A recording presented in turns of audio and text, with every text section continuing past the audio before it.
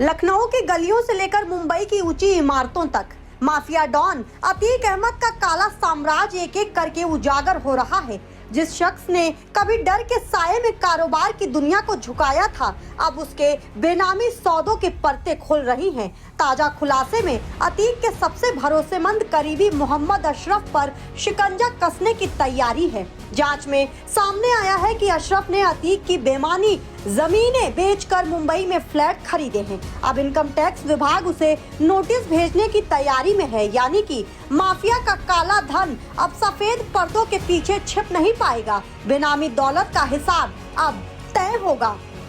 सूत्रों से मिली जानकारी की माने तो इनकम टैक्स विभाग को जांच के दौरान ऐसे ठोस सबूत हाथ लगे हैं जो अतीक और अशरफ के बीच पैसों के गुप्त खेल को बेनकाब करते हैं। दोनों ने करीब 100 बीघा जमीन अपने नौकर सूरजपाल के नाम पर खरीदी ताकि कागजों में किसी का नाम ना आए, लेकिन जांच में सारा खेल खुल गया। बताया जा रहा है कि इन जमीनों को बेचकर करोड़ों रुपए की रकम मुंबई ट्रांसफर की गई, जहां अशरफ ने फ्लैट और प्रॉपर्टी खरीदी है। इनकम टैक्स की टीम ने अब बैंक ट्रांजैक्शन और रजिस्ट्री की फाइलें खंगालनी शुरू कर दी हैं। जानकारों का कहना है कि ये सिर्फ एक केस नहीं, बल्कि अतीक के आर्थिक साम्राज्य की वो परत है जिसके नीचे अब तक बेनामी दौलत के पहाड़ दबे हुए थे।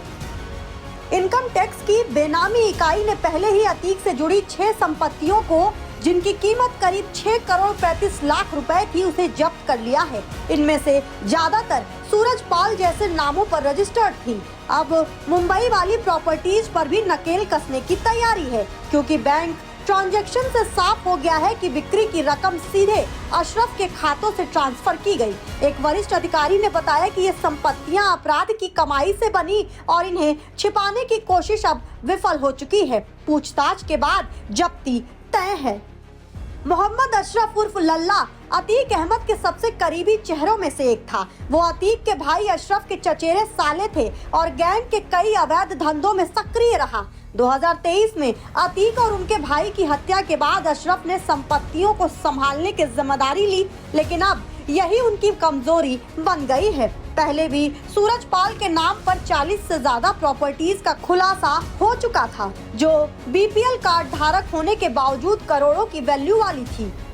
अतीक अहमद का नाम मिट गया, लेकिन उसका काला कारोबार अब भी जिंदा है और कानून उस पर शिकंजा कस रहा है। लखनऊ की जमीनों से लेकर मुंबई की इमारतों तक हर ईंट, हर फ्लैट, हर सौदा अब जांच के घेरे में है। अशरफ पर कार्रवाई की तैयारी तो बस शुरुआत है, क्योंकि जांच एजेंसियों के निशाने पर अब पूरा नेटवर्क है जो सालों तक बेनामी नामों में माफिया की कमाई छिपाता रहा। अब न जमीन बचेगी न जमीर। अतीक का साम्राज्य पूरी तरह ढहने की कगार पर है।